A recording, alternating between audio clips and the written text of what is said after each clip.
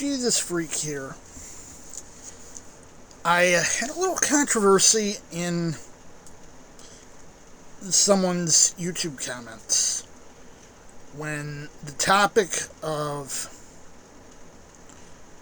the marriage between Joni Lamb and Doug Weiss came up.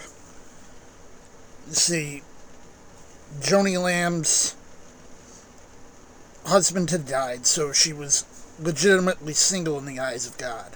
I think there's a verse in 1 Corinthians that makes this clear.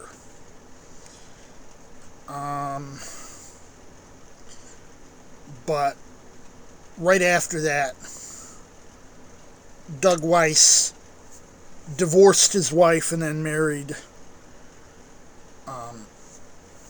Joni Lamb. And so it became, well, this situation is clearly not acceptable in Christianity, and I'm going to explain. There's a couple passages I'll be going to here. And there's some cross-referencing here. The first question is, and this is the one that Jonathan Lamb pointed out, him and Susie Lamb, they pointed out as why they didn't accept the marriage. They pointed to Matthew 5:27 through, no, it was 5:31 and 32. And there's another verse later in Matthew also. This citation, it's been said, whosoever shall put away his wife, let him give her a writing of divorcement. But I say unto you, that whosoever shall put away his wife, saving for the cause of fornication, causeth her to commit adultery. And whosoever shall marry her that is divorced, committeth adultery. And there's another passage in Matthew 19.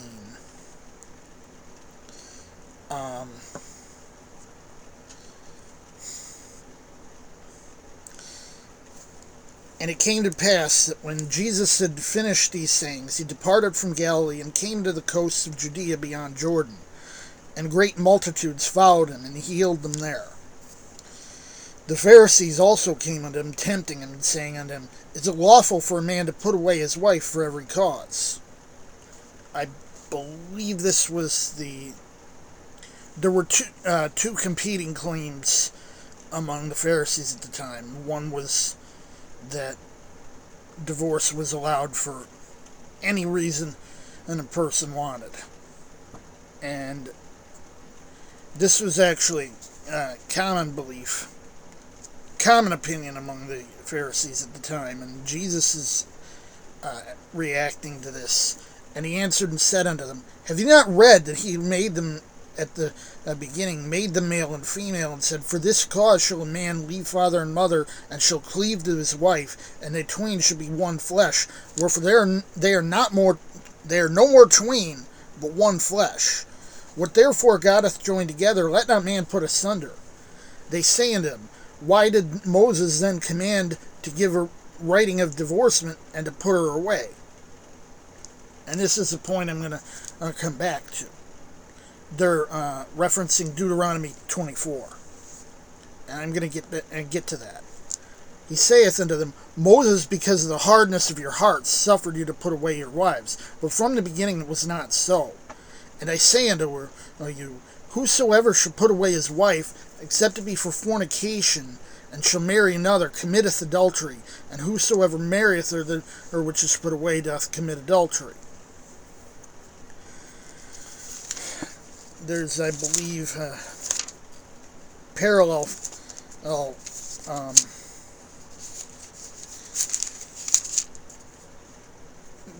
in Mark. I can't find it right now, but I find it.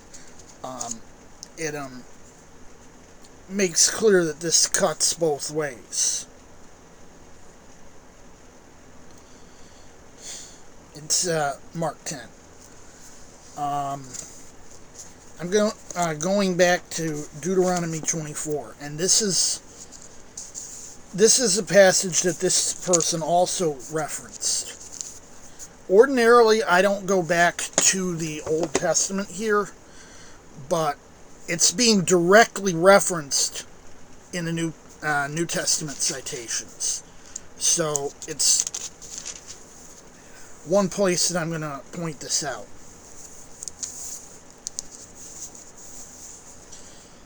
Now, this isn't exactly the situation, but you'll find that there's some relevance here. The Deuteronomy passage reads as follows. When a man hath taken a wife, and married her, and it come to pass that she find no favor in his eyes, because he hath found some uncleanness in her, then let him write her a bill of divorcement, and give it in her hand, and send her out of his house. And when she is departed out of his house, she may go and be another man's wife. And if the latter husband hate her, and write her a bill of divorcement, and giveth it in her hand, and sendeth it her out of his house, or if the latter husband die, which took her to be his wife, her former husband, which sent her away, may not take her again to be his wife, after that she is defiled, for that is abomination before the Lord. And thou shalt not cause the land to sin, which the Lord thy God giveth thee for an inheritance. And this is... He took that passage separate and said, well, he's already with her, he has to stay with her, and he has to be faithful to her. I said, I'm going through the same verse, and I come to a slightly different conclusion.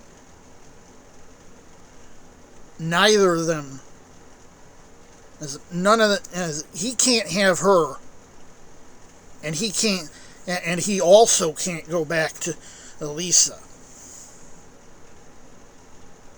My conclusion, now I used the same passages, but I came to the different conclusion. I said,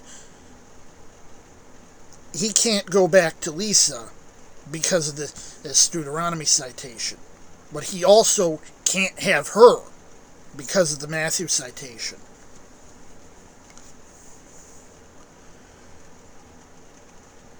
And I said, from my perspective,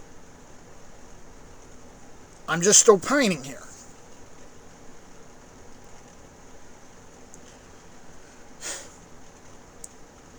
that she must remain single until his death. And he must remain single until both Joni's death and Lisa's death.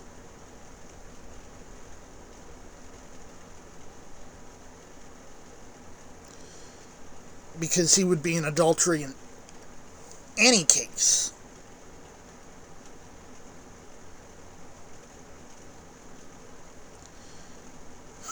Now that's just my reading of the situation.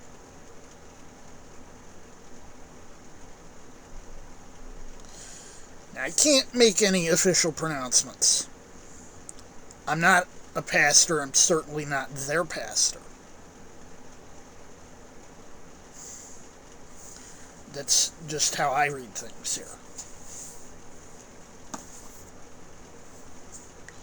Jesus freak out.